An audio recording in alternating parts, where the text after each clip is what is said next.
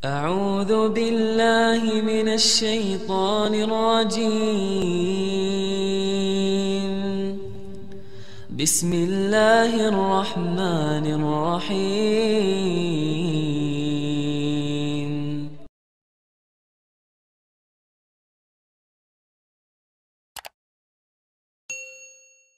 Di negeri kita ini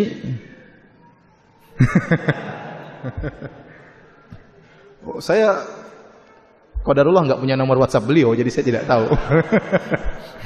Tapi ya jelas tahulah, masa nggak tahu ya? Raja Salman itu bukan orang goblok duduk di rumah aja, enggak, dia tahu politik juga. Dia juga mengadakan kunjungan-kunjungan, bahkan kunjungan kepada negara-negara kafir. Dia punya politik tersendiri. Ya. Dia juga memandang maslahat dan apa? Dan mudarat. Bahkan jangankan negara Islam, negara kafir pun terkadang dia kunjungi kalau memang perkaranya apa? Berbahaya. Terkadang kita suudzon, saya contohkan sederhana. Sebagian dai di Saudi suudzon kepada kerajaan Arab Saudi. Contoh sederhana. Waktu terjadi pengeboman di Perancis. Paham? Sehingga sebagian orang meninggal dunia. Maka Arab Saudi tatkala itu berduka cita istilahnya. Ya, sampai sebagian sebagian bangunan tinggi ada gambar bendera Perancis. Ya. Orang mungkin berpikiran, ngapain Saudi seperti itu? Kalau saya berpikiran positif, saya bilang justru Saudi sengaja demikian. Agar jangan sampai dituduhkan kepada kaum muslimin. Buktinya, pusat kaum muslimin berlepas diri dari perbuatan tersebut. Paham? Dengan demikian, kaum muslimin yang ada di Perancis tidak mendapatkan kemudaratan lebih. Karena begitu ada bom pasti yang dituduh apa kaum muslimin. Begitu Arab Saudi menunjukkan dia berlepas diri dengan cara dia, maka maksudnya demikian. Agar tidak memberi kemudaratan kepada kaum muslimin dan tidak bisa menjadikan kaum muslimin semakin diintimidasi di sana. Sebagian dai ngapain gitu? Lihat Suriah parah, ngapain kita pikirkan Perancis? Bukan begitu, ini politik. Kalau Suriah jelas dibantu oleh Arab Saudi, Palestina jelas dibantu. Nah, ini ada politik berhadapan dengan orang kafir, punya politik tersendiri. Punya politik tersendiri.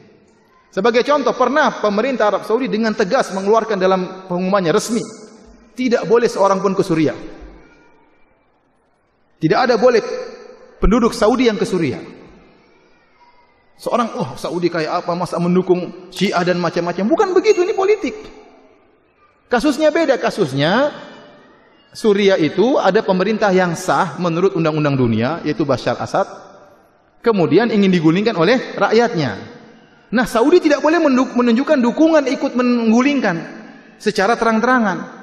Karena kalau dia menunjukkan dukungan, dia akan diprotes oleh negara-negara yang lain. Bagaimana secara undang-undang Anda salah.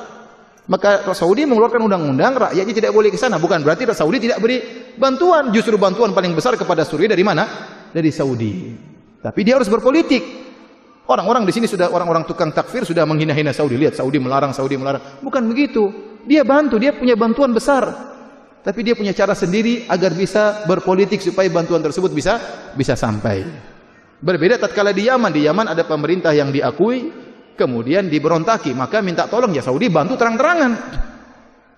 Tidak ada masalah di mata undang-undang dunia, nggak ada masalah. Ya. Tapi kalau Saudi bantu terang-terangan kepada Suriah bermasalah. Nanti akhirnya Suriah minta bantuan kepada Soviet, kepada Cina, terus gimana? Ya. Terus kita mau ya perang aja biar rame, nggak seperti itu. Ya. Ada orang seperti itu pikirannya, ya perang aja, perang bunuh-bunuh aja. Bukan begitu, nggak semudah itu, ya kawan. Dia mikir gimana jemaah haji, gimana jemaah umroh, gimana rakyatnya.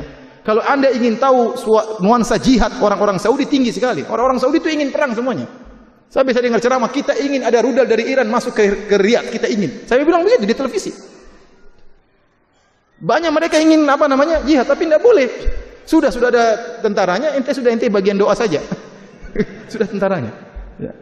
Sampai saya ada surat, ada orang ditangkap di penjara di Qasim kalau nggak salah. Dia kirim surat sama pemerintah. Saya memang ini, tapi saya ingin dibebaskan, saya ingin perang. Saya ingin perang, tolong izinkan saya perang. Saya ingin berjihad, ingin mati syahid. Tapi tidak diizinkan. Sudah ada apa? Sudah ada yang lainnya. Jadi maksud saya ya kita harus melihat maslahat dan apa? Dan mudarat. Raja Salman tentu tahu ya. Dan dia punya cara pandang tersendiri. Kita hargai cara pandangnya ya. Kita hargai cara pandangnya. Antum ya yang bisa berkiprah masuk ke pemerintahan, silakan. Yang ingin menasihati pemerintah, silakan. Yang beri masukan kepada pemerintah sangat dianjurkan. Yang tidak mampu banyak berdoa kepada Allah Subhanahu wa taala. Ya, bikin pengajian-pengajian di mana-mana ya supaya orang semakin kembali kepada Allah Subhanahu wa taala.